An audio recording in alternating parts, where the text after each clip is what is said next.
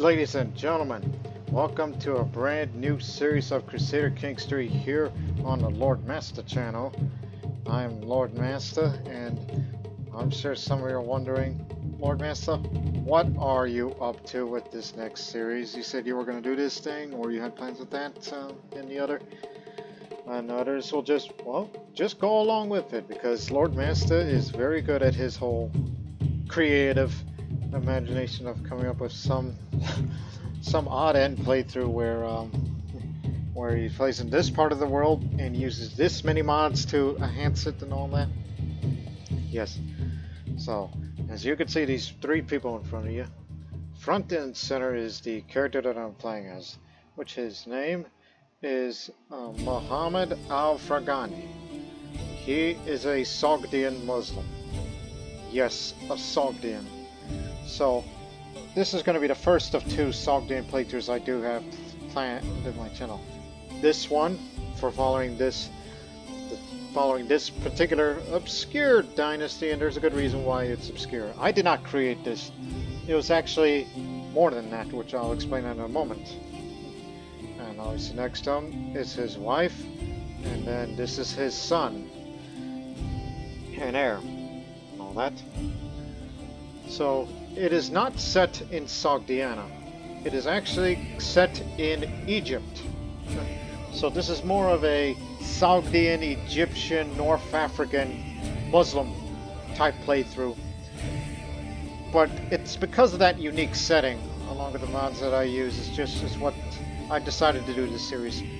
I mean, I kind of had plans to do some other series in some other little region or in the other, until I looked at Egypt, and then I found this character, which I'm like, wait a minute, what is he doing in that part of the world? Why is there a Sogdian in Egypt? Well, let the story of this playthrough explain it.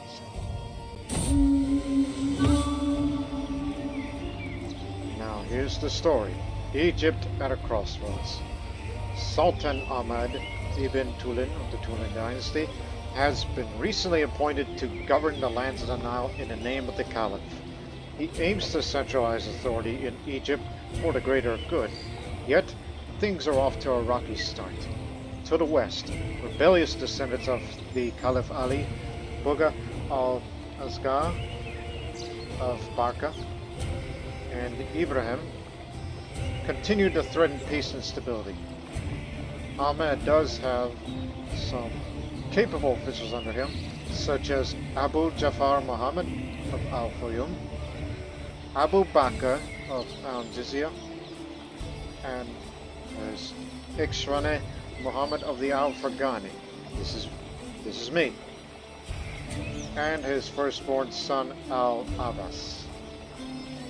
Though there are rumors the latter two have cruel ambitions of their own. You don't say, huh? However, Ahmed's main problem is several veteran officials who have served in Egypt for years, who he is rivals with. It is hard to say whether this is due to genuine misunderstandings or intrigue and conflicting ambitions. Prominent among them are the Postmaster and Egypt's unofficial intelligence officer, Wali Shakir of Kos, and the Chief of Minister Bali Abdul Hassan of Asyut. Famed for his poetry and friendship with the past caliphs, as he is loathed for his supposed cruelty and draconian tax policies, for now both sides play their game of intrigue and in the court of the caliph, but it's only a matter of time before something happens. What does fate have in store for the lands of the Nile? I'm sure we'll find out in this first of few episodes following the story of a total foreigner of Muhammad Al-Farghani, a Sogdian from Ferghana. Now, historical context, who he is exactly. Muhammad Ibn al-Faraj al-Farghani was a Tulunid governor of Barca who declared a rebellion against Ibn Tulun in 874-875 CE. Tulunid forces fought a hard siege against Barca, resorting to siege engines to successfully storm the city. Regardless, even Tulunid showed great restraint in suppressing the rebellion afterwards. So that's who he is. So now, even though it says that he is supposed to be the governor of Barca, but in actuality, he only holds these two territories. He does not hold Barca itself, nor Alujia. So, Barca al-Maj is not under my control. So, if I were to make up a little bit of that story, because when I did some reading on him, I couldn't find much of the data other than they mentioned that siege there, as it was said here. But interestingly enough, that last name, Al-Farghani, is actually the same name as that famous astronomer, which I believe his name was Al-Farghani as well. But I forgot, was it Ahmed? I mean, I'm looking it up right now. Here it is. So, in case you're wondering, so this is our house model, one after another, randomly generated. So what I was referring to, they're talking about this astronomer. It's Abu al-Abbas Ahmed ibn Muhammad ibn Kathir al-Farghani, also known as Al-Farghanis in the West. He was an astronomer in the Abbasid court at Baghdad, and one of the most famous astronomers in the 9th century.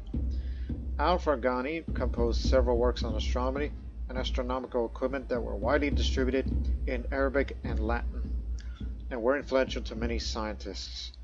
Now, his best known work, Kitab al-Jawami Ilm al-Nujumi, which again, my Arabic isn't the best, but I try to make my efforts. Anyways, that work of his, whose name translates to the Elements of Astronomy on the Celestial Motions, which was an extensive summary of Ptolemy's Almagest, containing revised experimental data. Christopher Columbus used Al-Farghani's calculus for his voyages to America. In addition to making substantial contributions to astronomy, Al-Farghani also worked as an engineer, supervising construction projects on rivers in Cairo, Egypt. The lunar crater Al-Farghani is named after him. So that particular astronomer, he did come from the Ferghana Valley in Sogdia, but they're uncertain if he was either an Arab or Persian. They didn't say he was Sogdian. As far as what little do we know about him, he was born and died during the 9th century. But some say he passed on in after 861. So it's doubtful that Muhammad al-Farghani here is related to Al-Farghani the astronomer. So it's highly doubtful. But given to his surname, it indicates that he was either born or his forefathers came from Ferghana. And obviously with a name like Muhammad, he was already a Muslim in his life. And so we have to assume that his unknown parents and grandparents are Muslim converts in Ferghana before they were called up over here to the Abbasid court, and then he later moved to Egypt. And as far as this title's history is concerned,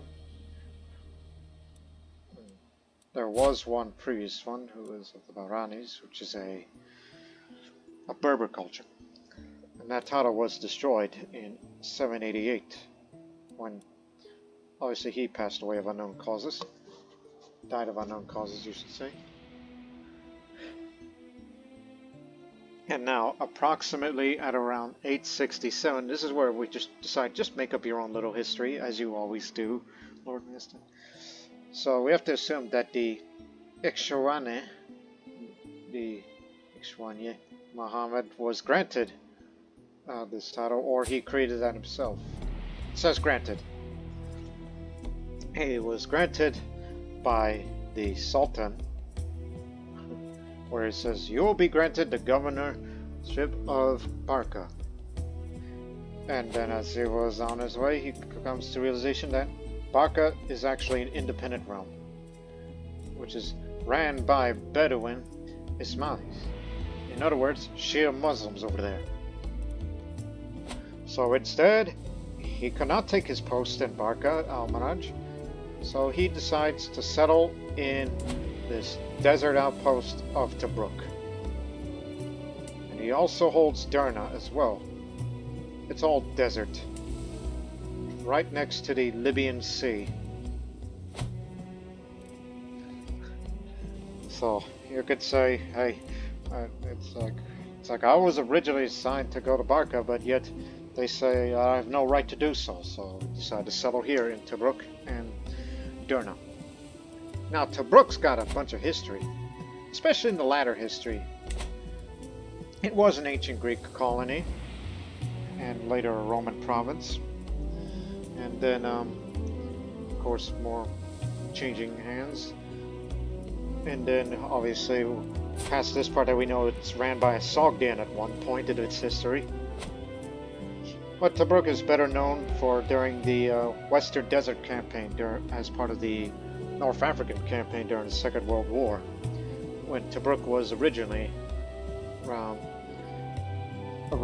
by Italians in Italian Libya, and then the British forces took it over and pushed all the way back to here, and then the Italo-German forces, especially from the Deutsche Afrika Korps, pushed them back all the way back to Egypt.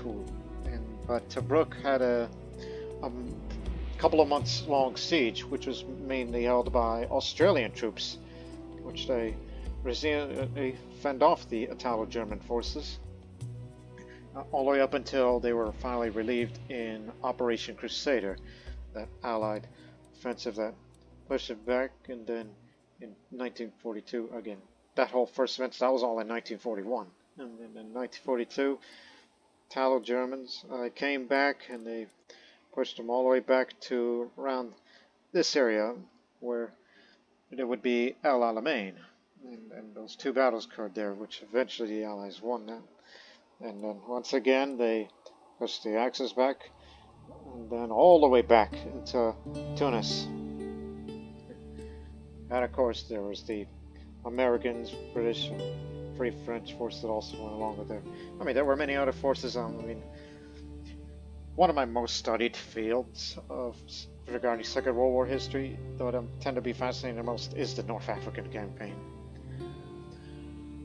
And plus, many of my older videos on the Lord Master channel, I used to play this game called Ferghana 2, where I did a couple of matches that is set in North Africa, Tobruk included, both sides as well, on separate videos, for those who are looking up. But anyways, enough history. So, Exwane,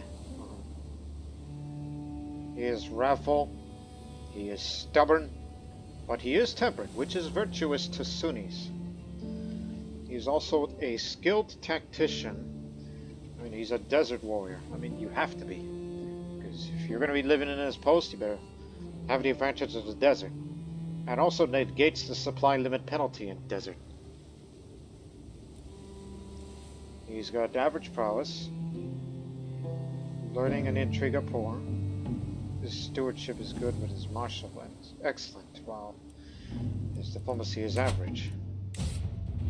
And it seems he was leaning towards the gallant route.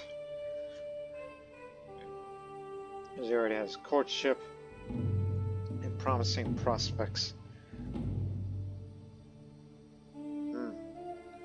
Yes. Normally I would prefer to be a man of strategy, since I got all this high martial and I don't need to increase my prowess. So I think what I would do at best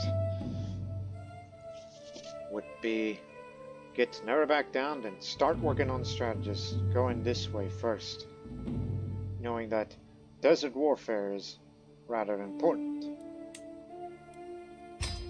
in these parts anyway. And of course, you may have noticed that hat that I'm wearing. I mean, I kept the clothes mostly retained as he came with, but I only changed one headgear. And that piece of headgear is the Sogdian cap, which is just to show off that, hey, I may be a governor out here, but I don't need to wear those big fancy hats to know my status of power. I'm not that powerful. So, just to reflect on the Sogdian heritage, he wears a Sogdian cap.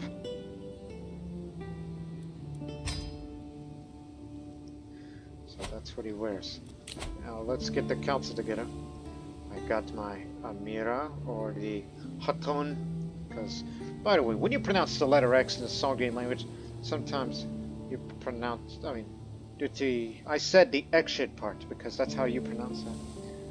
Whereas, that word that you see there, for the female form of that, Hatun, you sometimes have to pronounce the letter X of and such. So she is Hatun. And this is my Mufti. He's a Sogdian. Kurush, which is actually a native language form for Cyrus. That's what we call that name in the West. By we, I mean Western world, as I'm American in real life. Now, well, here's your problem. They all dislike you. And there's a good reason for that. These are all Berbers, the Buddhists, and they're all Ismaili. They're all Shia. But we only want people with the best skills around. Unfortunately, the man who would be the good chancellor is also good at martial. Hell.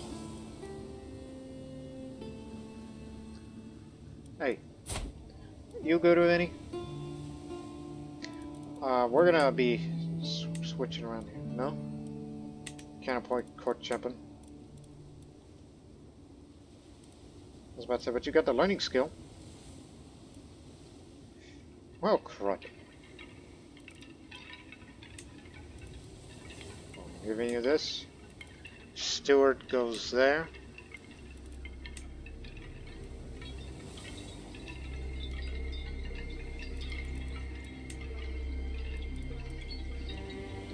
I mean, you could fire them and they'll automatically give you a new one, but I don't want to risk that. So, for Marshal, it's going to have to be a bad Marshal, unfortunately. Which, if you try to train commanders, you're going to get them hurt or killed. So it's not recommended until we find a better one. And for my Spy Master, I need a Spy Master. I know everybody is Shia around here, but I need someone who should not oppose me at all. And I think I found one. She's terrified due to my dreadful reputation. Trembling before me, she will never oppose me directly. In other words, should there be any plots against me, she will not support it. Yeah, talking to you. Get to wear these Spy Master clothing. And plus, she's craven. That also helps. Spineless blackguard. So, it's the best we could do.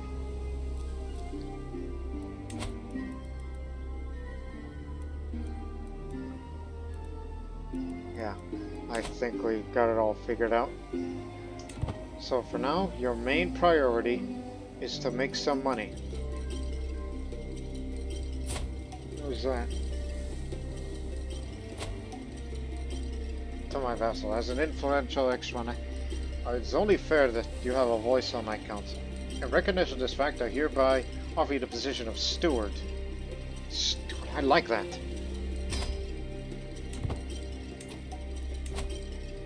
Yes, steward.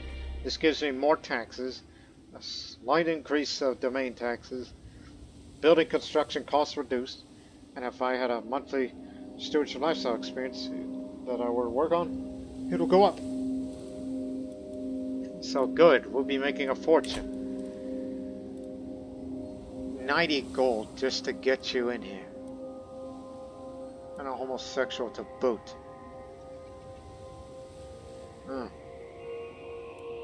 Damn, I would love to have you.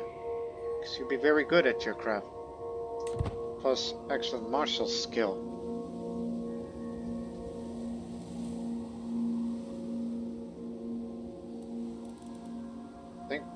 think.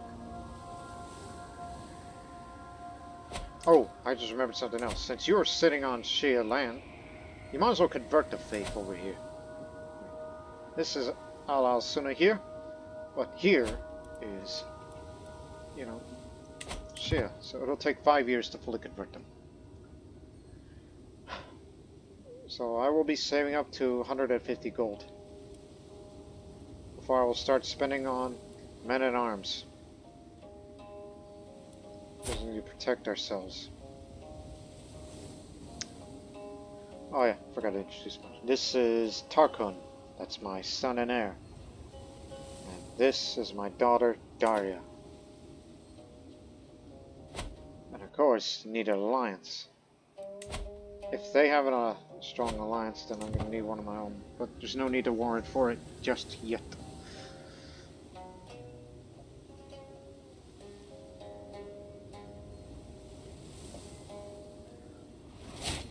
Been appointed Master of the Hunt, which gives me a slight increase in prowess, but more to prestige, and also a bit of the salary, which I do gain income from that, so job pays well. So you may have noticed already that you looked at the description of the video as you are watching that I am using a lot of mods. I mean, most of the mods are the same ones as I did in the past series, but largely some of that is just due to the fact that we're doing a Muslim playthrough and it's set in Africa, so this is why I introduced the Muslim Enhancements mod and a mod called BAP, which stands for Black Emperors Africa Plus. And of course, the always great, you know, Rice mod, the Regional Immersion and Cultural Enrichment mod. Because of the Egyptian setting, that's the reason why I decided to do that here. And plus, and this gets interesting, unpause it, keep it going. Even though we have the Trans-Saharan trade, because we're in North Africa, so you're allowed to have those dynasty legacies, where you get all this good stuff. And I think that's the first thing we should be working on. I mean, we're Sogdians. And this is another reason why I wanted to do a Sogdian playthrough for the longest time, but yet it's not in Sogdiana. Because you know where I am at. I'm in Tobruk in Darna, which is part of Libya today. My homeland is way over there. So, yeah, Iranian heritage. Before we continue on reading, a second. Surety of supply. Part of commanding an army means making sure my soldiers have plenty of food, drink, and camp gear for long campaigns. To this end, I should come up with a plan for ensuring my soldiers always have the supplies that they need in the field.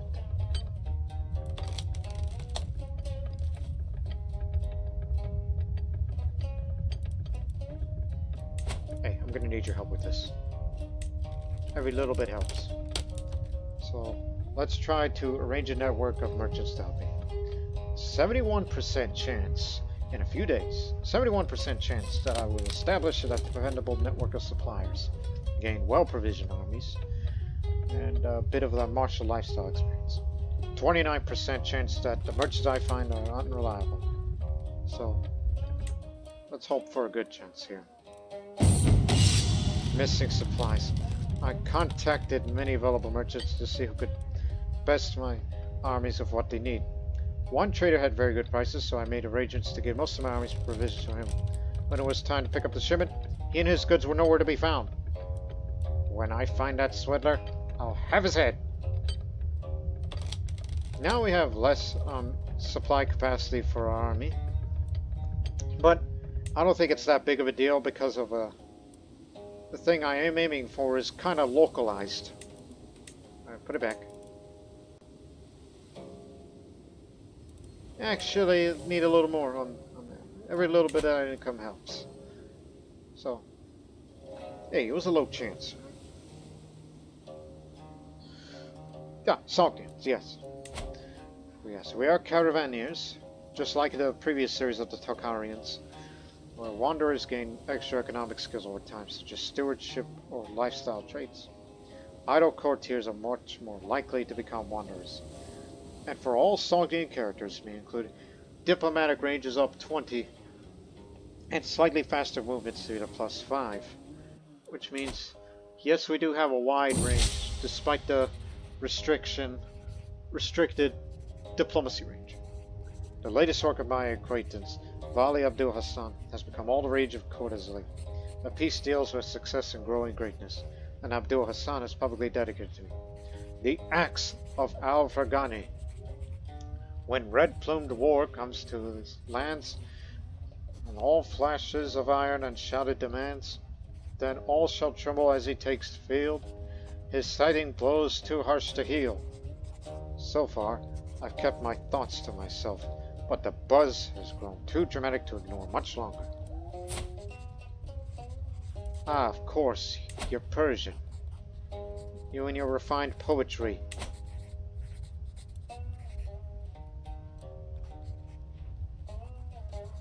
But I need the prestige anyway, so I'll just say Abdul Hassan. I could see this is truly heartfelt.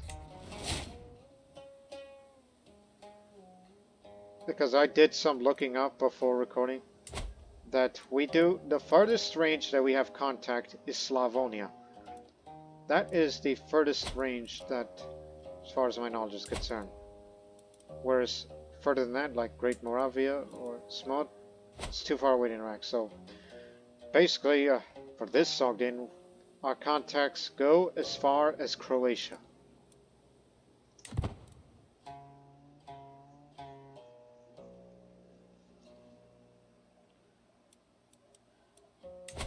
And also we have religion blending, where counties of this culture are more easily converted to another faith. For all Sogdian characters, no negative opinion of other faiths. And the faith conversion costs and creation and reformation costs is reduced. Which, by the way, yes, there's some Shia, but if there were Sogdian Shias here, we would not have that problem. In other words, we cannot hate each other because if a Sogdian worships another faith. Like say, if you put a Christian, a Buddhist, a Muslim, and a pagan in the same court, and they're all Sogdian culture, then they cannot hate each other for those other faiths. That is why I find a Sogdian playthrough like this one, and the one eventually that I will do further down the line in Sogdiana, which is why I find this very attractive. And we have the Fatua, which can recruit the IR's men-at-arms, can spar against own knights in single combat to gain modifiers. Martial education traits are more valued, while bumbling squire, confident knight, formidable banneret, and famous champion traits are more valued, which again, these prowess traits do not exist until the High Medieval era. Blade Master traits have additional bonuses.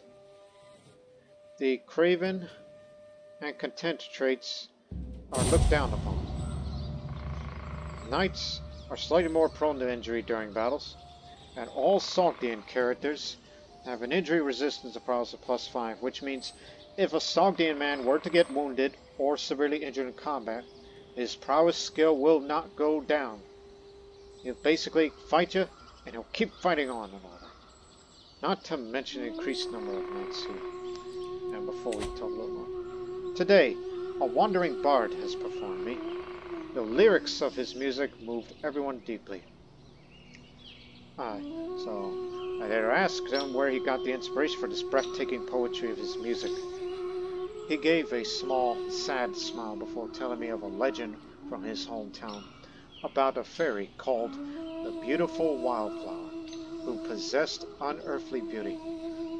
Unlike other such spirits from other myths who lured men to their deaths, this one inspired men to do greater and greater deeds.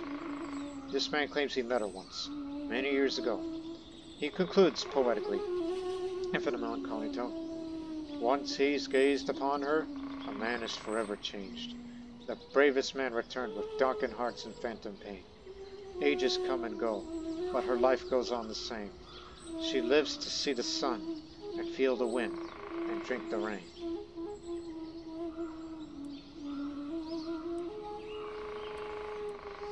prestige. You know, next door there's some Shia. And if you were to fight against them in the future, like if I want the whole thing that I wanted, that's going to cost you 200, and you need to be faithful. So I'll just say, truly you are blessed by her presence. All the characters in the court has been listened to a bard inspired by beautiful wildflower. I meant to find a place where all good things begin, to smell her scent, and watch her dancing in the wind when I die. I want her lying by my side in my grave. Piety up for the next 5 years. Oh God, pneumonia. Breathing is such an easy and wonderful thing. A little miracle, one really gives a moment's thought. Now as I struggle to keep my breath even, and the cough attacks are followed by a stabbing chest pain, it is constantly at the forefront of my mind. There's a small health boost to the temperate, and since I'm stubborn, which adds a little more health boost for disease resistance, so I feel poor. Sent for a physician, now! I don't know how long I get to live. I got pneumonia all of a sudden. Finally, my servants have found some people who might be fit to serve as court physician. Either way, I fear I cannot afford to be picky now. Okay, what do you got?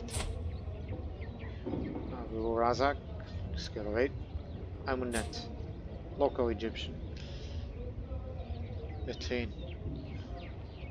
She is patient. A very virtuous one, yes. Amunet's quite experienced, so I have to pay her some of that gold. It's a good thing I saved all that money, even though it was meant for something else. The time has come to treat your pneumonia. While I'm fairly certain a simple texture would suffice, the choice is yours, my lord. Do no more than what is necessary, just a safe treatment. Listen, being temperate and stubborn, the pneumonia is critical penalty. It could have been worse if I wasn't a temperate man, and stubborn as well. So thank goodness I was raised to be like this.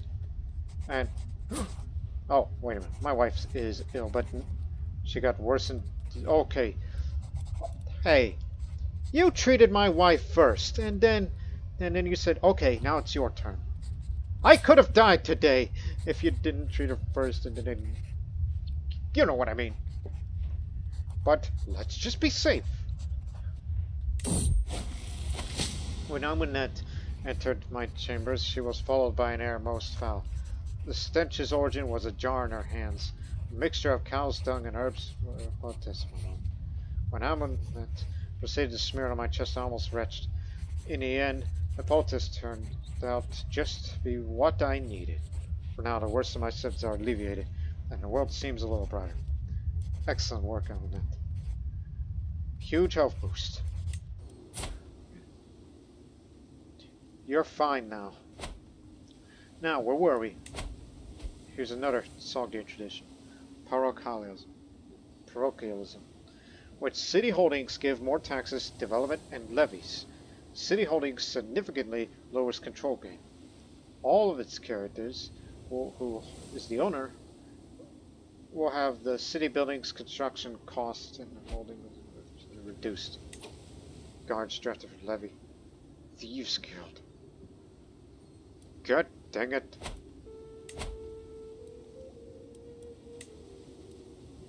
I cannot wait to get me some more qualified people over here. Continue. So, and also Republic vassals opinions lowered. This is just due to the fact that this is just part of the old Sogdian city-states. This is why that tradition is there. It's referring to back in the olden days of the Sogdian city-states prior to the Muslim conquest of Trans-Saharan. The Sword of Allah. While studying the tactics of historical generals, I became contemplative upon learning about Khalid ibn al-Walid's first battle after his conversion to Islam. Outnumbered more than 3 to 1 by the Byzantines during the Battle of Mu'tah, Khalid rallied his wavering soldiers to hold the line. This defiant stand allowed him to organize a retreat to Medina, saving his men from certain death. Khalid and his army later went on to conquer all of Arabia in Allah's name. Yes, Khalid ibn al-Walid. You may have heard of his name before, some of you viewers, including you, Muslim viewers that may be watching, who might be familiar with the early history of Islam, and as well as the Rashidun Caliphate. I mean, I'm not Muslim myself, but my main interest in history is Italy, Balkans, Iran, India, Central Asia, and the Silk Road, and I've been reading a little more on the history of some of the caliphates, particularly the first three, Rashidun, Umayyad, and Abbasid, which is only in context just to learn of, because they were part of the other areas of my other field of interest, so I had to study a little more. So, Khalid ibn Walid, like Alexander the Great, he never lost a battle. Khalid was undefeated. So, as a desert warrior, and I know I would like to have Barca in a few other areas, and if there's anybody that tries to defeat me or outfox me, faith hostility advantage is just good if you're fighting against hostile or evil faiths, but I don't think they're that common. This is Logistican, but despite the fact that I'm wrathful, I'm just going to go with this. Devotion keeps us strong when outnumbered. Unyielding defender. You will take less friendly fatal casualties. Be an unyielding defender. And finally, the last tradition, which is what you saw previously in the Tokharian series in my channel, is People of the Silk Road. City holdings give more tax development levies, just like this one. So, if I had cities, we'd be making a lot more money and getting a lot more levies, but I don't have any cities right now. The Silk Road track of dynasty legacies can be unlocked, no matter your geographical location. The decision to reinforce relations with the Silk Road communities can be taken more than once in a lifetime, which unfortunately I do not live anywhere near those areas. Unlike the last series. The closest area to reinforce relations with the communities is in Mesopotamia. But it still has its uses. You could still present skilled Silk Road entertainers to other rulers, which you'll be spending your money, and you gain some prestige, and also some renown. Unlocks the decision to sign us as a West Asian for cultures that are not Chinese heritage, but I don't live anywhere near that. I must admit, I did worry my life at one point, but now that anguish is nothing but a pale memory, full of thankfulness. I draw a deep breath, readying myself for the day to come. Time to conquer the world. Now, for all Sogdian characters, the diplomatic range is plus 20, while different culture, opinion, and different faith is plus 5, which we mentioned about our Egyptian liege. I mean, if I wasn't one of those people of the Silk Road, he would have had a neutral opinion towards me. But we're all good, especially that he's humble, and I'm temperate. He's been attacked. Eastern Desert. Conquest of Lewa Kosal. Do you have a strong ally? Yes. From over there. In Al-Madinah. Looks like you got a bunch of work cut out for you. Good luck to you, Liege. Never back down. Now that helps with even more reduction of friendly fatal casualties, and I have more to the advantage.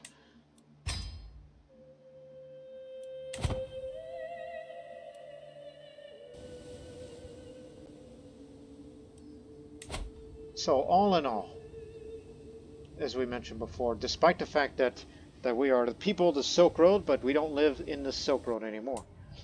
Although I do use the Silk Road mod, which by technicality the Silk Road doesn't just end over here, but that's for reinforced relations with the other peoples there.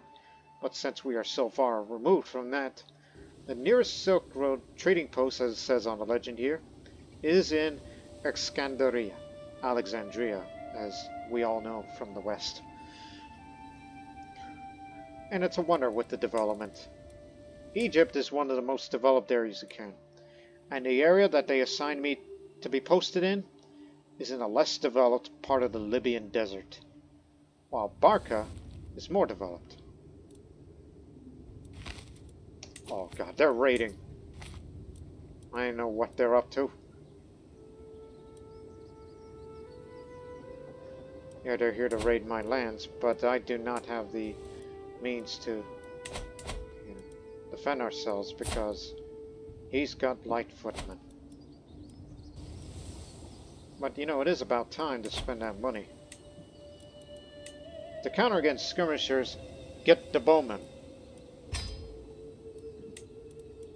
And get the light footmen as well.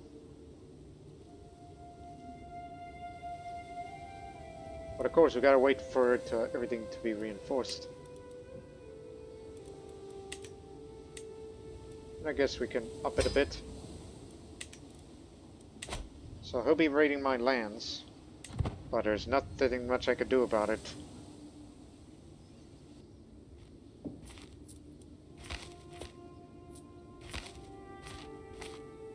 It's the ruler himself.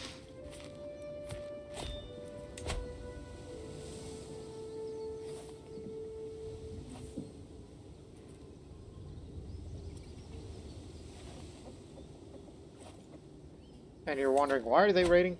As part of the Muslim enhancements mod, people with clan governments are allowed to raise armies as raiders. And no, you cannot raid across the sea. Like, we can't do those coastal raids by sea. That's a Norse thing. My liege has failed to defend the settlement of Derna from the ravages of Amir Boga of Asgard. And with its fall goes the key fortification for a greater Derna. Even now, his troops swarm across the countryside, capturing and enslaving every skilled worker and apprentice they can find. I will avenge this slight. Yeah, that's gonna be an idea. Avenge. Because I like to make some money again. But we'll be raising the men-at-arms along with the levies. And then we're gonna go out there and pay back in kind.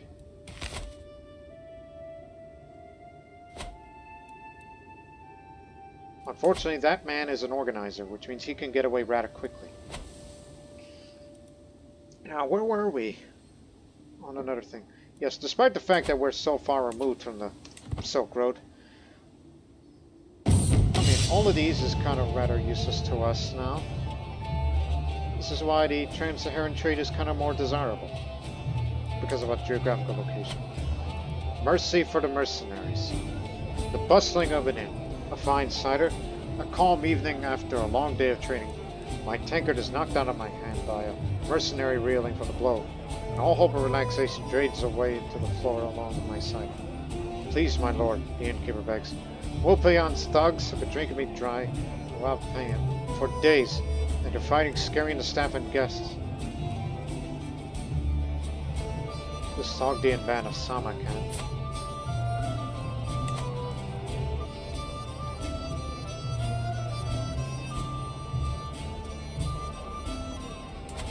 Well, knowing that these people do not like me here because of different culture and different faith. Hate to do this to my fellow man of culture. Soldiers, throw them out.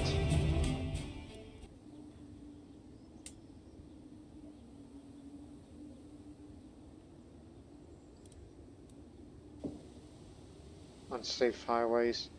It's been recently sacked. Don't worry, we'll pay them back soon.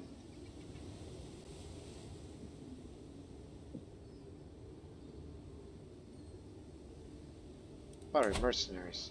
The only mercenary band we can hire is the Hulston now, but they're extremely expensive. kind of too bad we cannot get any European mercenaries, because, well, reasons.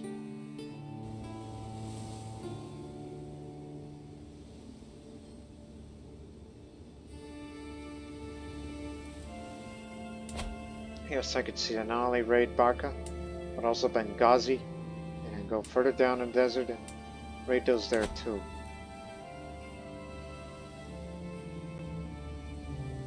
So you got your men at arms. The only thing I'm missing is a couple of fighters. Especially this man, which I need to bring him here. Okay, it's fully reinforced. He just increased his size of men at arms.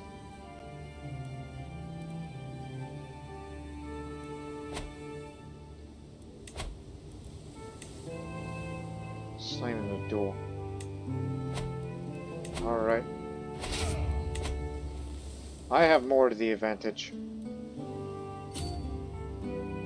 The loot in there is 17 gold. Benghazi has 9. Well, there's 5 and another 10.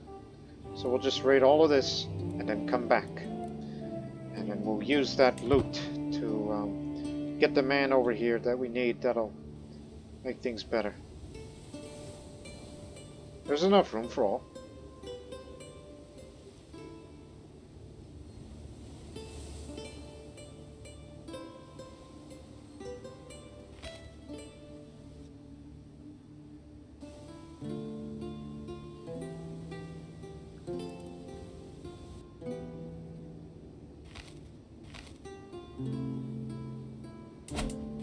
No buildings here. It's gonna take a while because you are raiding a barony. But one thing's certain, they ain't gonna be happy. And if we come to blows, then I have the advantage. We'll probably win. Here comes the pain. We may be outnumbered, but let's see what our fighters will be like. Oh, hell.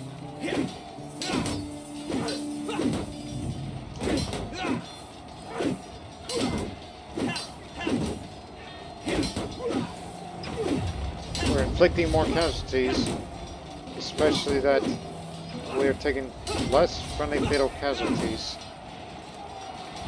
But we have the bowmen to defeat their skirmishers.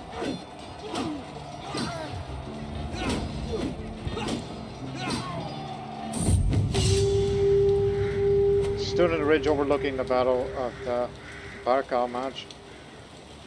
A short distance from the front lines, me and Ahmad observed the enemy forces' movements. Everything is going as planned, in accordance to what I had organized at the start of the battle. When suddenly Hamad turns to me and points out a weak and unexpected enemy rushes to the weaker section of our main force.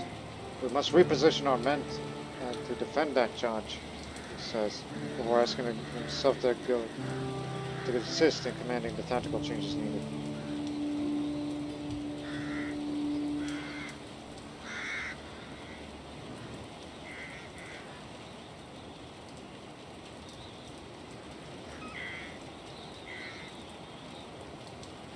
Combination of two. 25% chance that I might get wounded, 5% chance I'll be severely injured, 35% chance that Hamad gets either wounded or severely injured.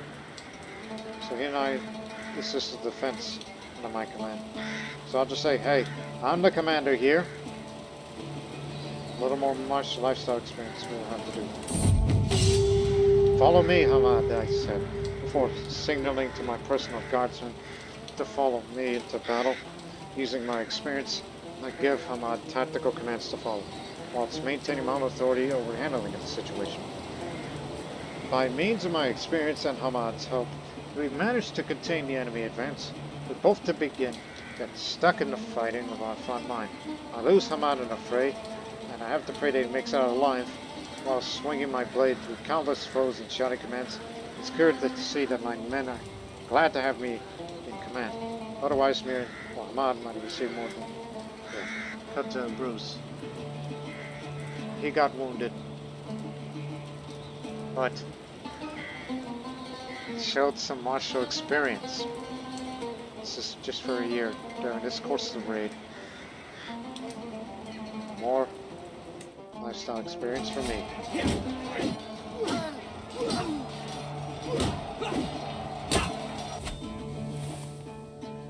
Finish the raid.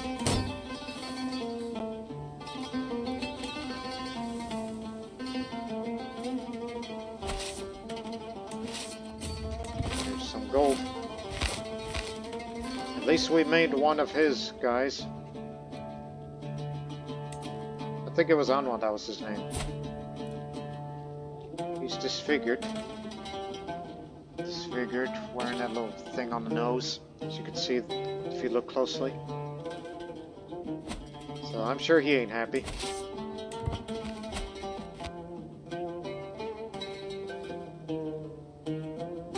I'm sure they're going to be coming back for revenge. No defense abilities will save you.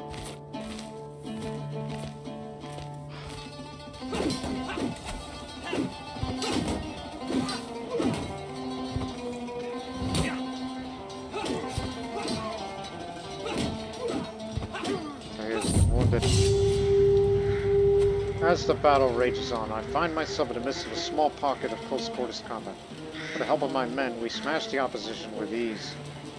But the focus of the attention was on me, who miraculously escaped the fight without a scratch. Once I did manage to get some hits in on the enemies, I seemed to have lost my focus. I had to be helped multiple times as the enemies began to swarm me. As I take a second to catch my breath after the attack, I noticed some of my soldiers are looking on in disappointment. I had a particularly visible show of prowess. I'm normally better, I swear. It's just one of my off days.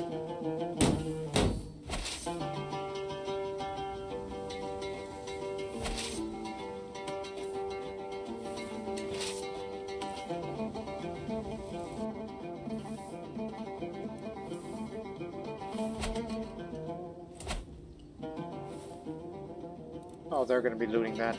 You know what? Just go. Let's get back home. Someone else has already raided that area, so there's going to be no loot for us. It's 27 gold. A fair price.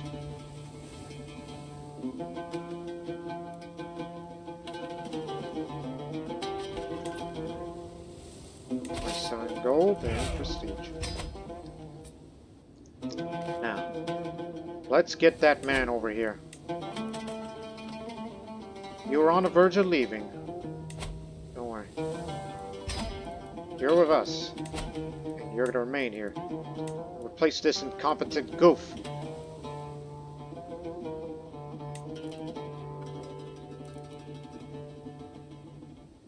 You should be my mufti. Wish. Okay. Get this back under control. It's your first priority.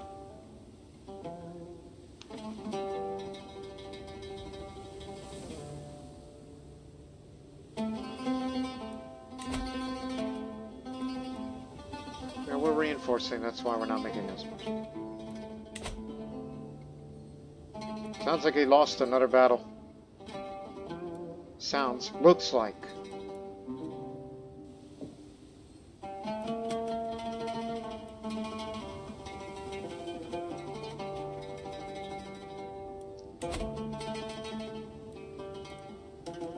So he can be beaten.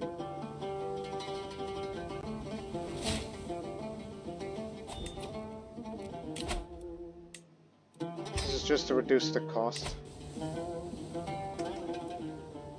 Need to be faithful.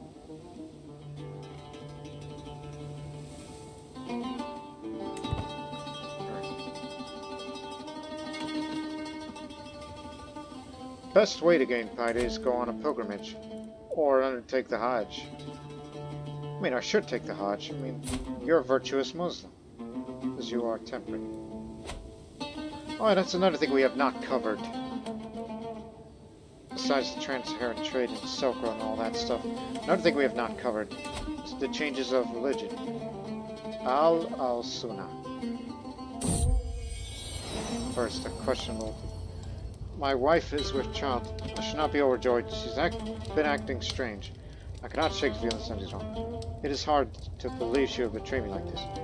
But could it be that I'm not the father? I mean, she's chaste. It's just you haven't laid with her in a while.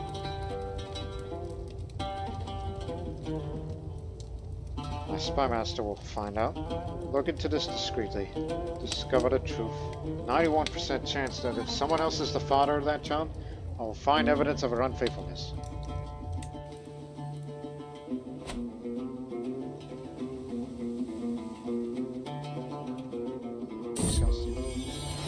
It seems my fears may have been unfounded. Despite every effort on the part of my spies, I found no indication that the Hatun Shahzadeh has been unfaithful. Unfortunately, she's found out about my suspicions. It's very disappointing. Of course I trusted you all along, dear. What are you talking about?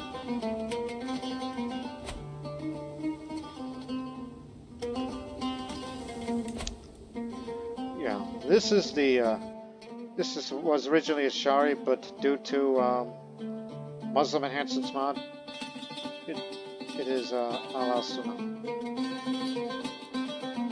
The tenets are fatwa, which rulers of high learning may condemn their sinful vassals. And the more sinful the vassal is, the less learning their ruler needs to condemn them.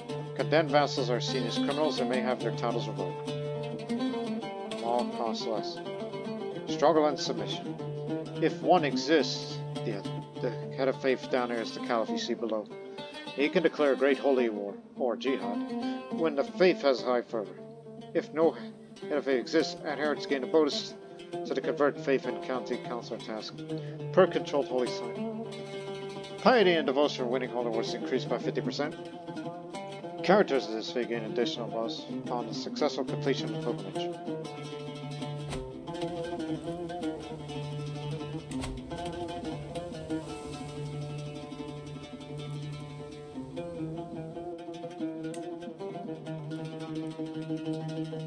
Okay.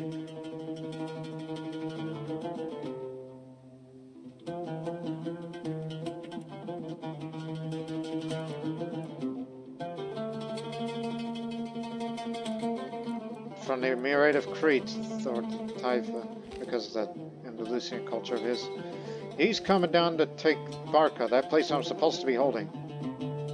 But he's got enough money to hire himself some mercenaries if he wishes to.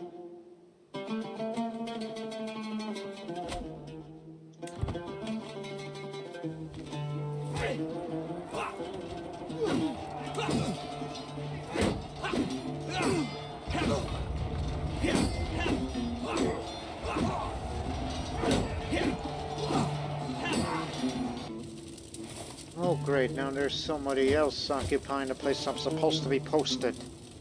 Read that. A parent's grief. One of my servants has recently just experienced a personal tragedy. As their beloved child died from illness, the servant is, of course, now in mourning. A look of utter utmost grief on their often tear-stained face. All the other servants, even a few members of my court, are doing their best to comfort this servant of mine. So perhaps I should offer at least a few kind words as well. Your child is now in heaven with Allah.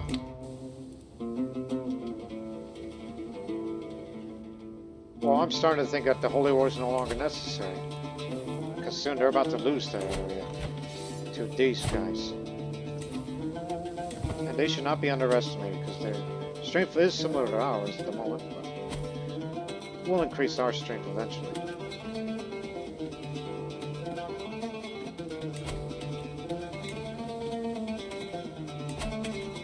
Just one more year.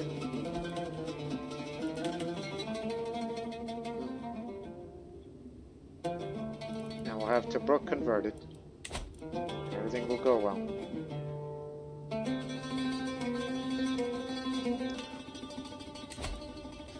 Also, lustful, gluttonous, greedy, sadistic, and drunkard are the sins of this faith.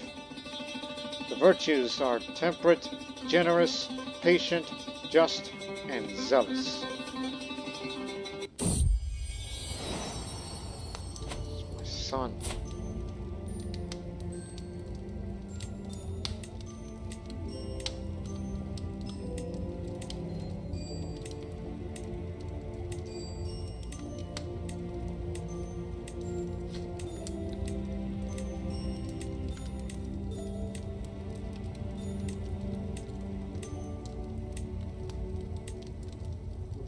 Tomas. Just trying to find a Sogdian name that's easy to pronounce. And since this is a Muslim playthrough, I'm gonna do this thing with this dynasty where the children will have a mixed name, some Sogdian, some Muslim names.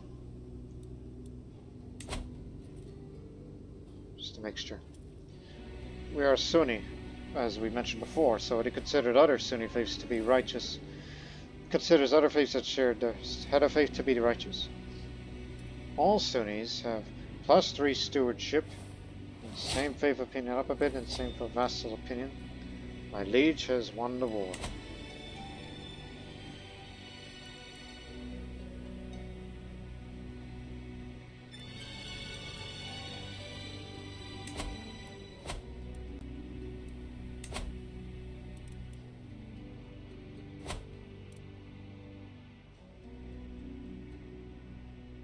So I will sell to 150 gold again, and I will use that gold to invite more Faris, because we need good fighting men.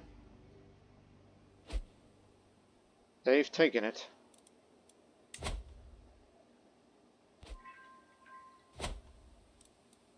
Conversion finished. Now gain a little more piety. Well, I don't think it matters now because, well, might let. You could still declare war. Well, it's a conquest, but not holy war. To go over there.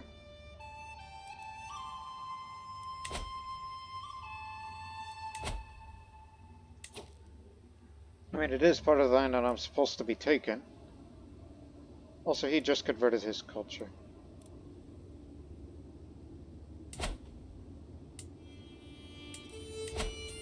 Ain't as powerful as he used to be.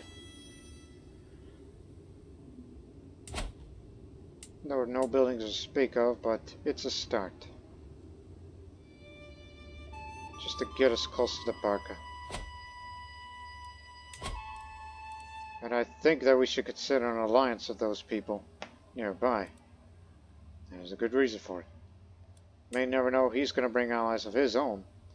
And I fear he might bring mercenaries, which would further bolster his forces.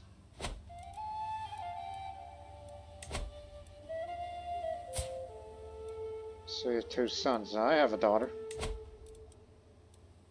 Daria. You'll accept. Promising aspects. He's terrified of me? Ah.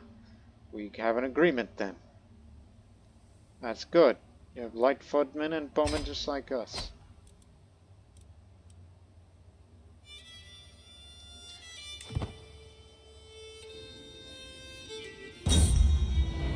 Sour kefir. It was supposed to be a delicious cup of kefir, but it turned out to be too sour. It appears it wasn't preserved that well. I'm feeling a bit sick. Oh, my stomach is full. Kefir is a fermented milk drink and tastes somewhat like thick, liquid yogurt. It originated in the Caucasus region that later spread to neighboring cultures. Thank you very much.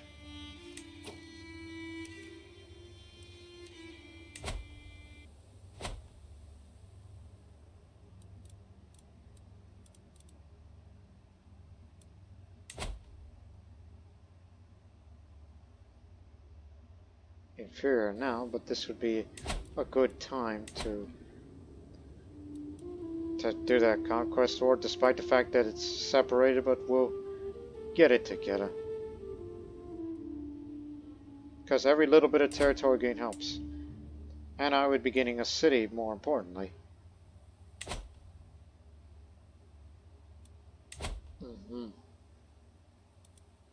But wait a few months. About to go up on full control.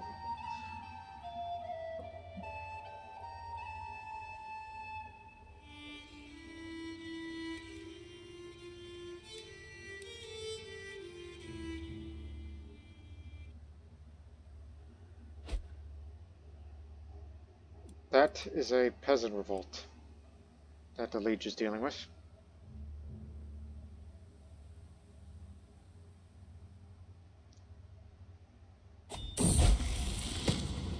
Tarkhan comes of age. I'm proud to see my son no longer as a child, but as an adult. For the longest time, I was hoping that good tillage would be enough to teach Tarkhan the intricacies of warfare. I was naive, as he's only developed basic understanding of the subject. At least he's learned the essentials of managing an army. I can hope that the rest will come with experience. Tough soldier and a Forda. Poor prowess, but you'll live.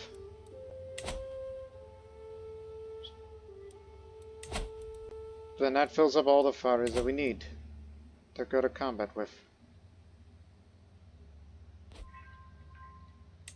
It is done. Now.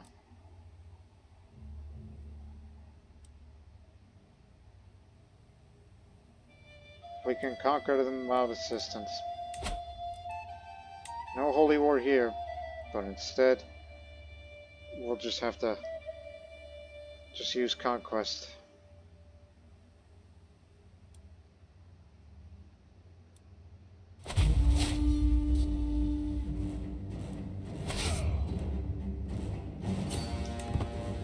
No siege weapons that we're bringing.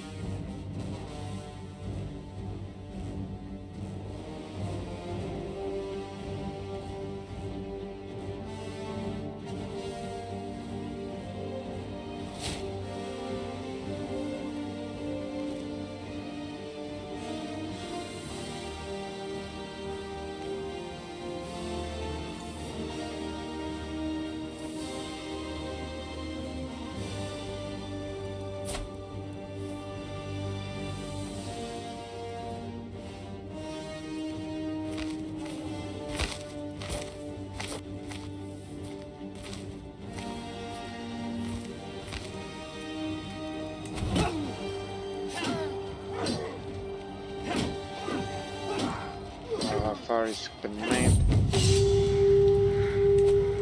Cutting through enemies of ease, I find myself picturing my foes like demons. The unclean that I must smite with holy power. Is this just my imagination?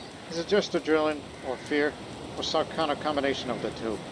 Either way, it feels real to me.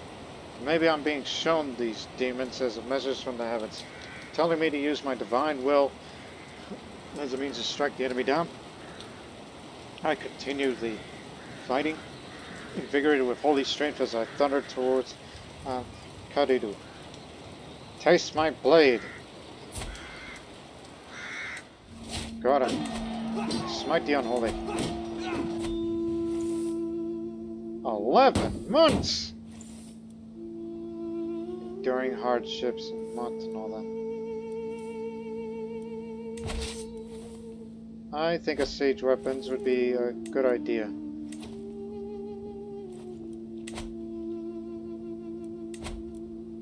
Yeah, you got any?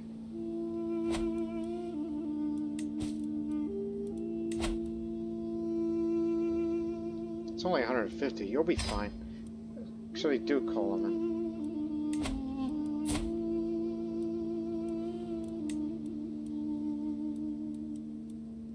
None of you have diplomacy education. Okay, fine, then I'll raise her.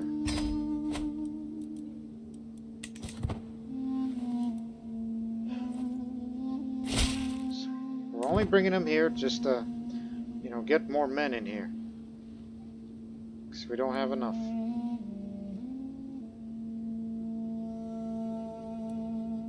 Where the hell is he going? Where do they retreat him off to?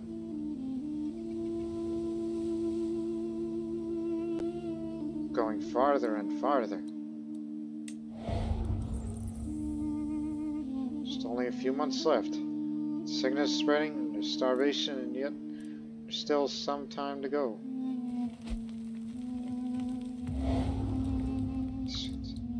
It's a tyranny war.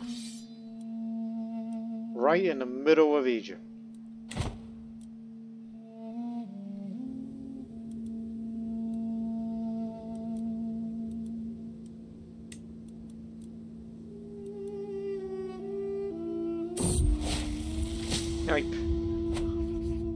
extraordinary or a peasant, high or low, it does not matter. In the end, we're all mortals. I was reminded of this as I woke up, coughing in the early morning hours, a dull ache pounding through my head and throat. You seem to be under the weather, my lord. I know a fair number of suitable remedies. Do no more than what is necessary. Amunet told me to lie down on my bed and then offer her my hands. Firmly she rubbed it, slapped my palms till they were red, then repeated the treatment on my soles as the finishing touch pinched me gently up and down my limbs. This odd procedure turns out to be just what I needed. For now, the worst of my symptoms alleviated and the world seemed a little brighter.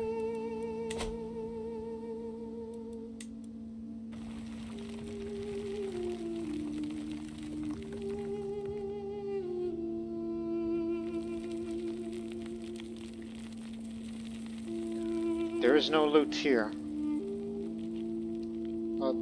We're just simply taking it over.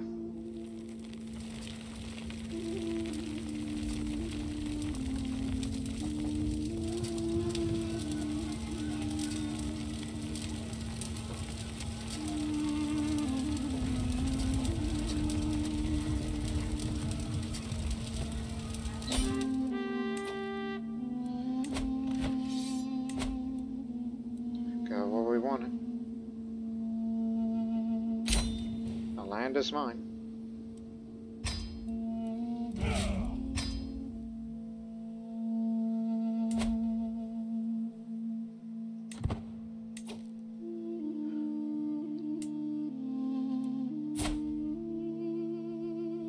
Oh, hell.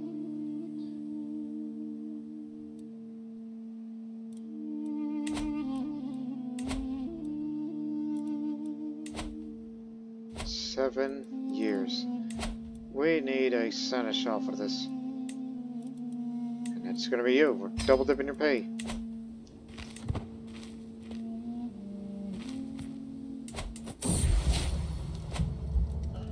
All better.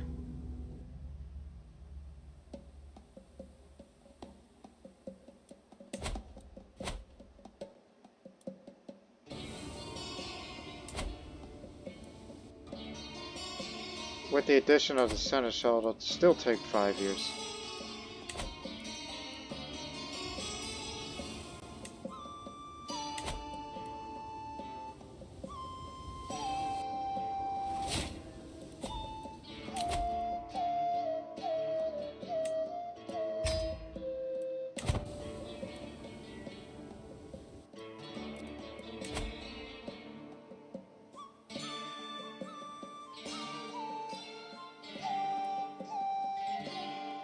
He's got Moorish cavalry now.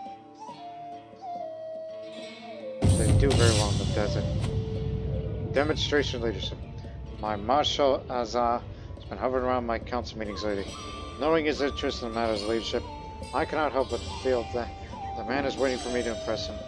I could probably engage him in conversation. On the other hand, it might be better for him to simply see me interact with my men. There is something to be said for at least pretending to know every soldier's face.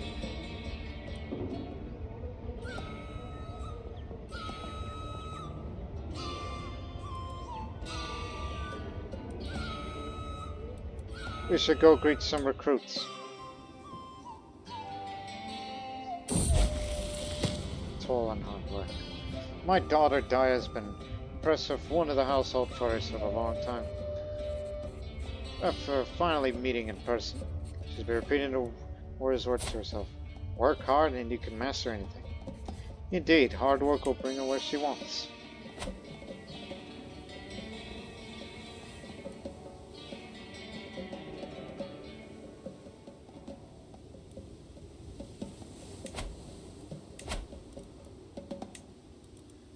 I think we should also introduce pikemen.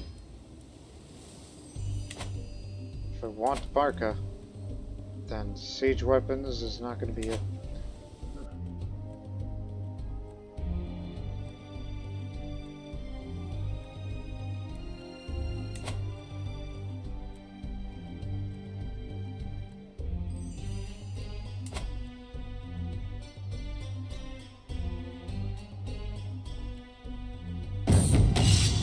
On the march. At the end of the field exercise, it seemed a brilliant idea. To practice regrouping an army in disarray, I split my troops and ordered every officer to independently make their way to Tobruk. Of course, by the third day of waiting, with only half of my army in place, I am now seeing flaws in the plan. Hamad suggests I ride out to the contingent of Faris to find the missing troops while the rest of the army returns home. This will be an exciting search. The search might last a while.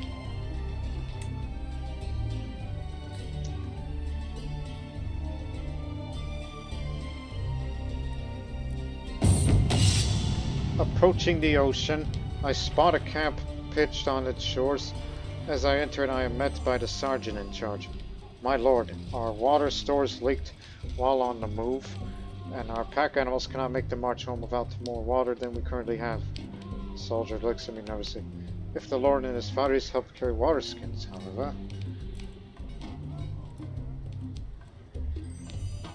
Not a good idea. Oh, if this is the only way. The disgrace of carrying water for meals spent some prestige, but the search continues.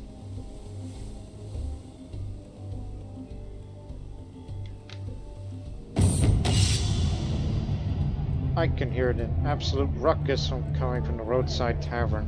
One of my fighters kicks open the door, revealing a room full of my wayward soldiers.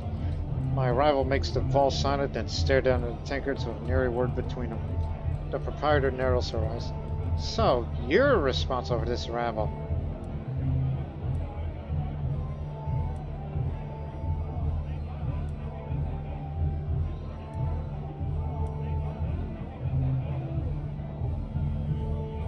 Oh, hell.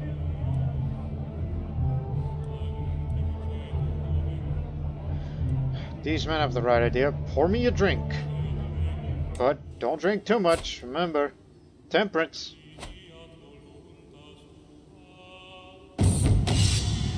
When my outriders brought news of the little encampment, I did not expect to find the soldiers still practicing their battle formations.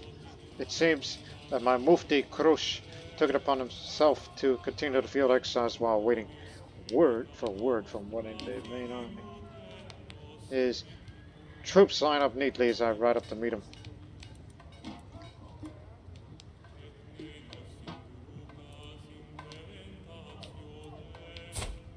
You wouldn't want to do that. You're not even a virtuous Mufti. What is this shoddy stance? That is no way to hold a sword. No wonder they got lost. Those troops need discipline. They're going to be overworked. They're drilled to the point of exhaustion. I'll have slightly less advantage, but I still got very good advantage whenever we get it to a battle.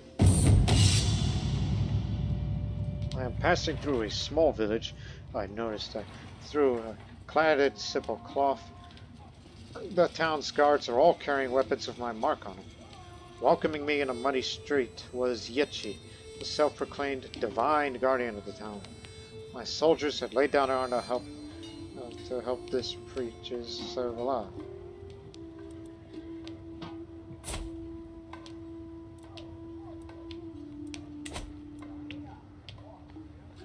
Yeah, hell. Search continues either way. I don't think I have any theocratic vassals at all.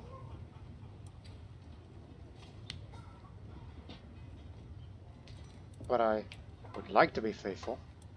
I already ruled by divine right. These soldiers better remember that I was chosen by Allah according to a divine plan. Now you're starting to get egotistical.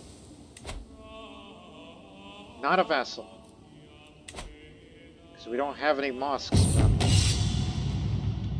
The last of my troops have made it back to Tobruk, and order has been restored. Though this was hardly a display of military brilliance, I've gained a new perspective on my army and the individual soldiers of which is composed. It was a valuable exercise after all. Hit and run. Less retreat losses, more toughness for my archers, spearmen, and skirmishers.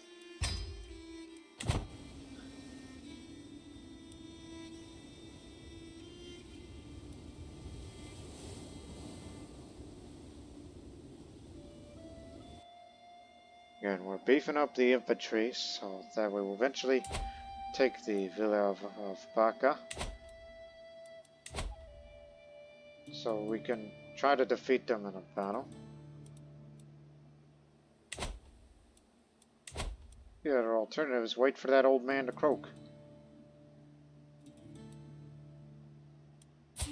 Married to a Greek.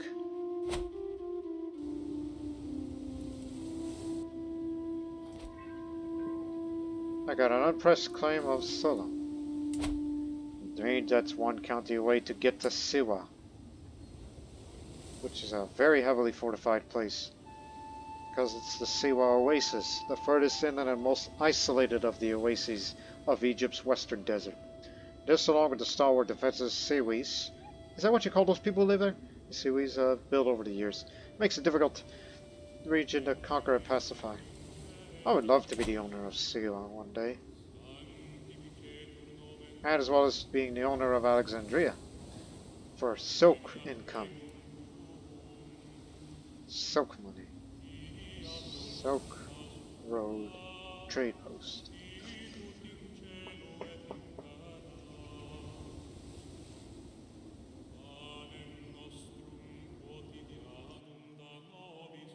Again, once I get Barca, I'm going to move my capital from Tobruk to there, which I've stated before. This was supposed to be my post.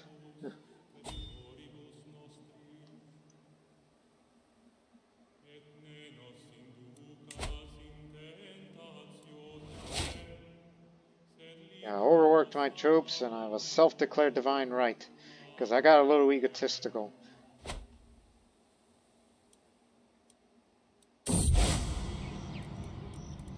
Oh gosh. Koranists in Sawa. He's announced to the world that he and his vassal has converted to Koranism. Having become disillusioned with the teachings of the Sunni priests, the nobles of Shawa no longer consider the clergy to be righteous and true. As Koranists, they believe their new faith properly aligns with the will of Allah, and they're distancing themselves from the former religious institutions. What twisted mockery of our faith is this? Now, Koranism, what is that? Amir Yusuf, he's converted, so it's occurring down there.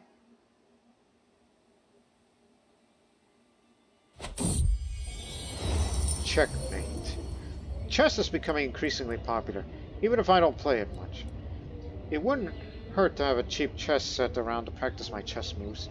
Some may decry chess as a waste of time, because who would bother staring at a bunch of poor, abstract representation of armies moving back and forth?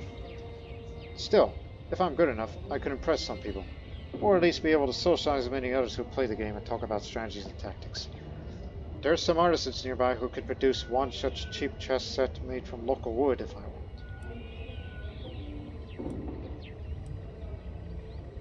I'm still staring on many other things, but I'll just say, you know, strategy games are a pointless waste of time. I think he's joking.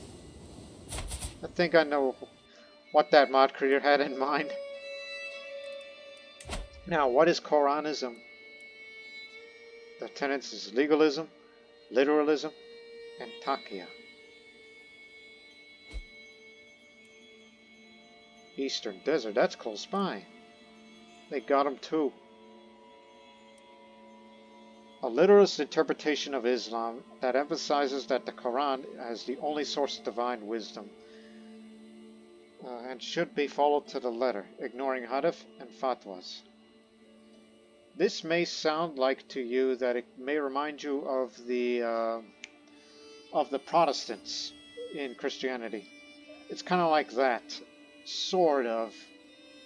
I mean, they are pluralists, but the Zandaka is what they have there.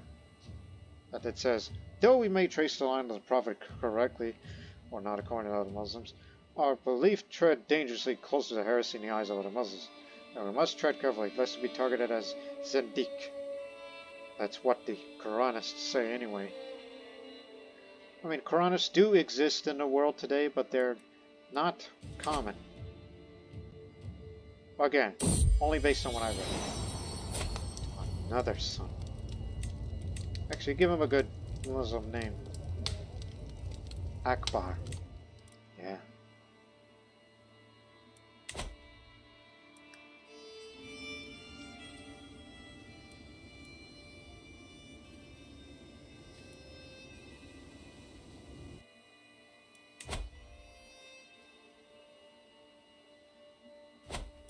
We have the bowman.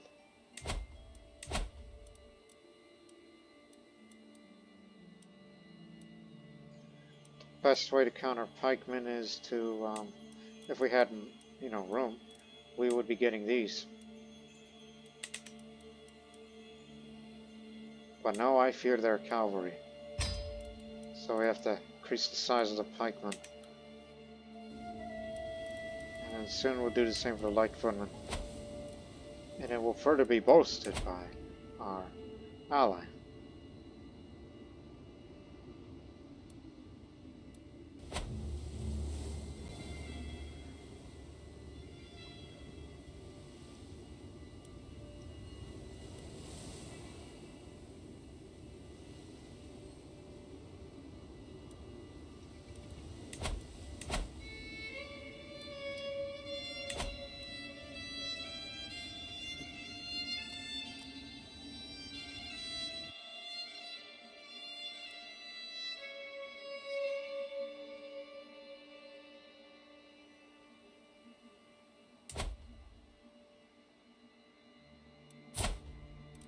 Oh, and he's a strategist too.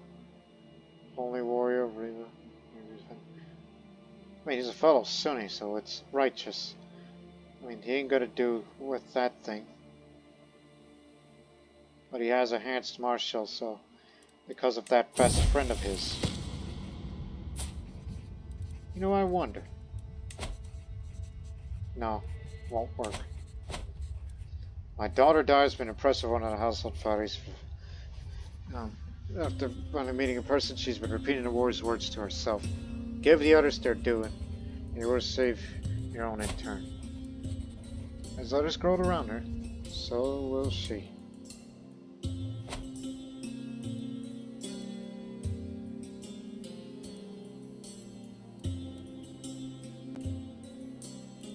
It would be great if you were to fight a conquest war to get this part.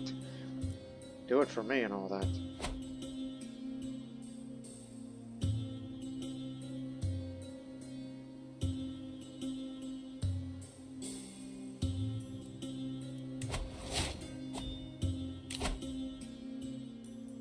Parthian tactics. This is cavalry related, but this is just to open up to envelopment, which is something that would be a must-have if we were to defeat those guys over there. But again, I'm a little afraid of them because of the size of the levies, which is plenty, and the Moorish cavalry do very well in deserted drylands. That's why we've increased the size of pikemen, just to counter that.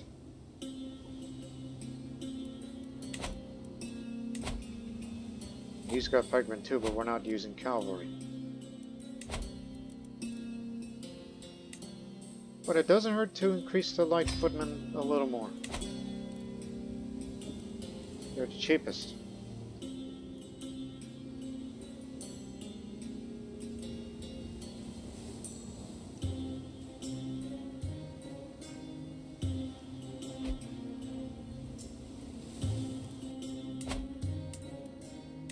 Oh, hell.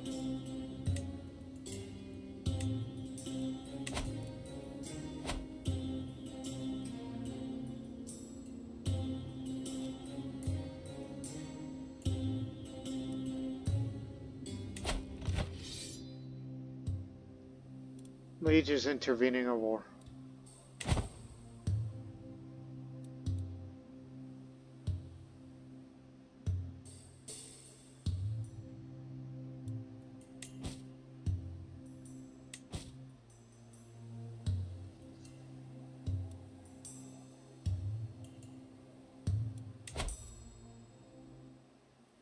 Oh boy.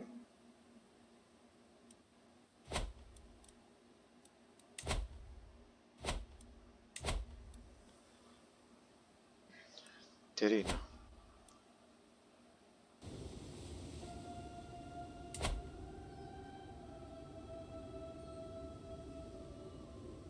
There's not much loot there, but there's a little more here.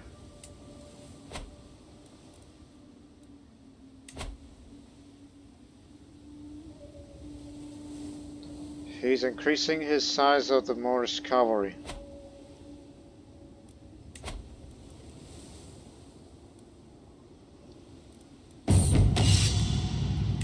Under siege.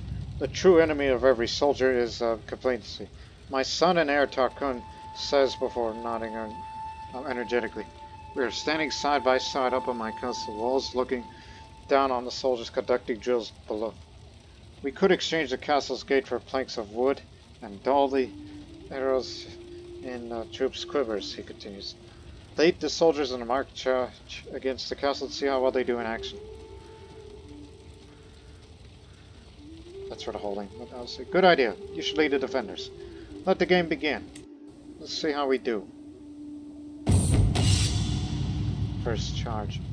A tightly shut gate and the walls that loom into the sky. Archers can be seen as the shadows are moving behind the battlements, and a feeling of genuine excitement permeates the air. In a lull before battle, I turn and address the soldiers. My order rings out loud and clear across the field.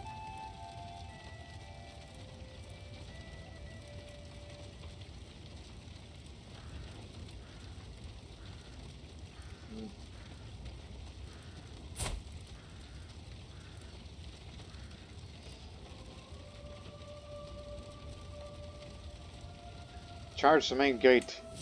Oh god, take care of casualties, but bring the gate down. Attack progress supporting every step of the way. The stairwell echoes as another dulled weapon bounces off the middle pillar.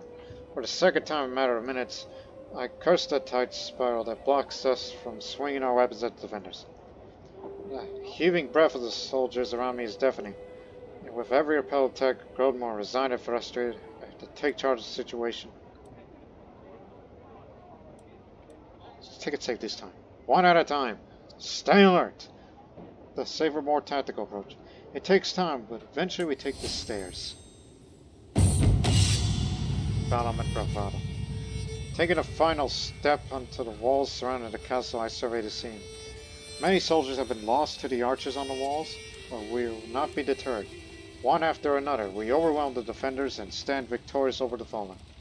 I take a deep breath, and it's time to press on again. This is our last chance to turn the battle. Fortunately, since I'm an unyielding defender, shields up, protect the rear. Storm the castle. The battle is lost. Defenders have won the day. Among the celebrating soldiers, I find Tarkun, who congratulates me on the charge well done. Even if you fail to take the castle, my lord, both the troops and you seem revigorated and change of pace. I could do nothing but agree. Besides, it's comforting to know that my castle will not be overrun so easily. As a defending force, we are formidable. Well, had we not screwed up the first part, I might have gotten that lifestyle perk. It's not to be.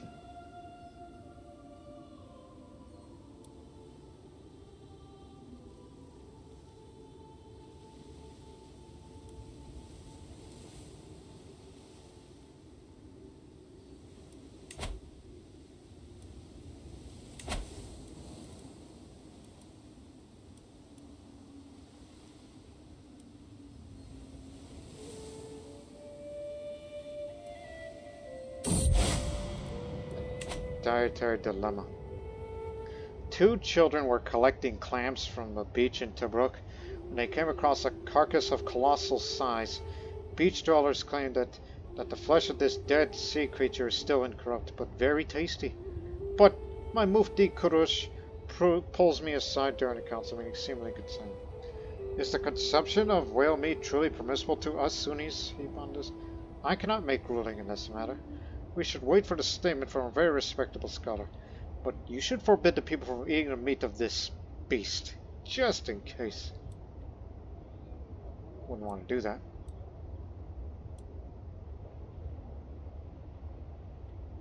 But I'll say, very well, let us wait for a ruling.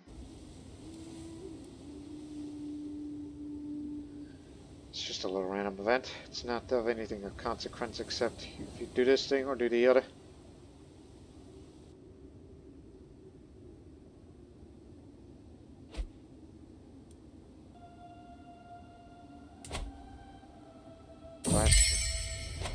things we do. Sometimes I think there's no one I'd rather spend time than my wife, Zade. Of all the things to do in this life, we enjoy so many of the same ones. Life can be shared in many ways.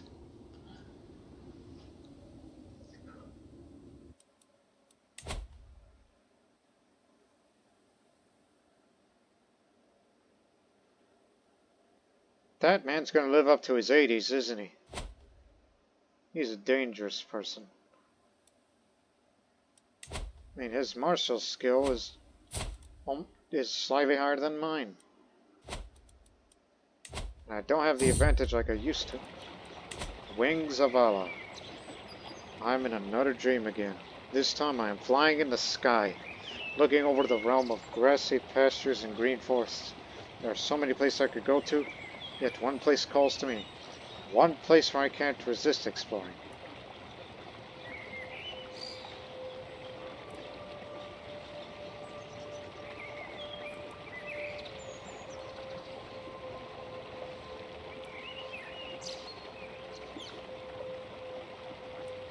The pale white temple to the north. Dream of an ancient temple. The sacred stones here are many things. Temple, fortress, safe haven, but is also a home to the wise and strong enough to defend it. It's for the next 3 years.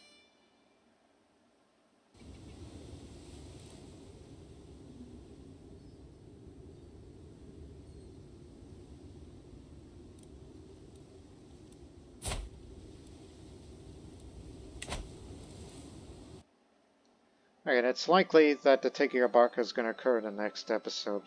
But I'm only still investing a good portion of my money to beef up the size of the men-at-arms. And to be further assisted by our ally here, though. Help us out. Because I'd like to increase the size of the pikemen one more time. So whenever they come ashore, we'll be ready for them. Even though he's a dangerous person as that enemy fatal casualties, but we will not back down.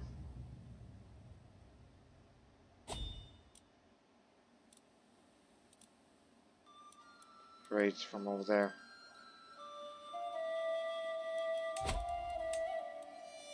$75. Goodness.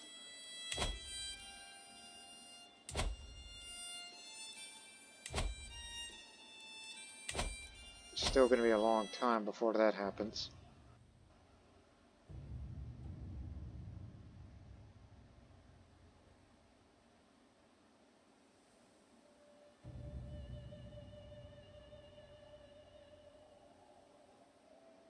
And you know, that also means that man, since his strategy has all of this, and he can move his ships really fast. He doesn't have siege weaponry, but neither do we.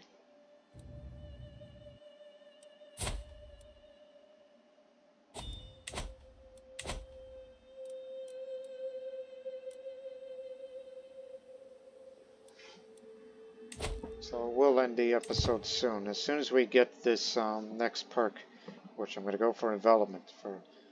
So that way now we have a balance of men-at-arms countered efficiency.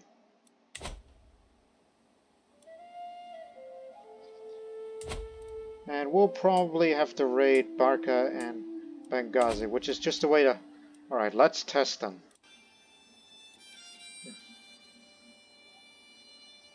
It's like how we said test their defenses. Well, let's test their army. It's just to see what it'll be like. And debate whether or not where we can actually defeat them. So that means in the next episode our priority is get Barca, move my capital there when the matter is finished. Because this is where all the development is, this is where all the good land is. Here is not.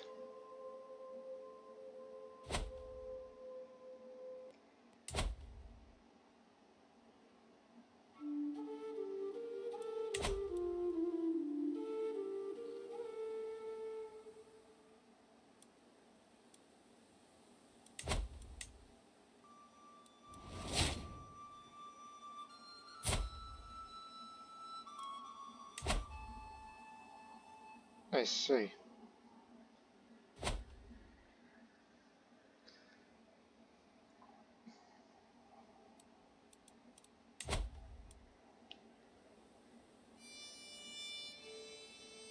Ah, right. Okay, here comes one more perk, and then we'll be out of here for this episode. Development. So there, 2 complete that game. Following the death sentence, Zoethia asked my daughter what she thought. She claimed learned a lesson about not reaching for more one can handle. Overreaching can be terribly dangerous. So, alright, let's just end it on the beginning of 879. As I am a faithful. Alright, stop here.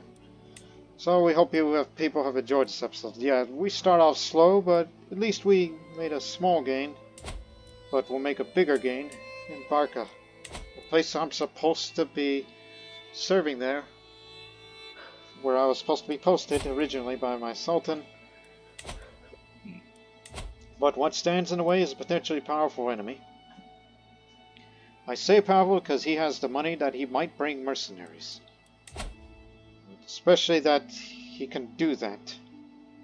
So, this is why we will bring our ally over, but I may have to bring more allies somewhere close by. But we'll see more of that in the next episode, which is coming up next, in fact. So stay tuned here on the Lord Master channel. Episode 2 coming up. So until then, so long for now.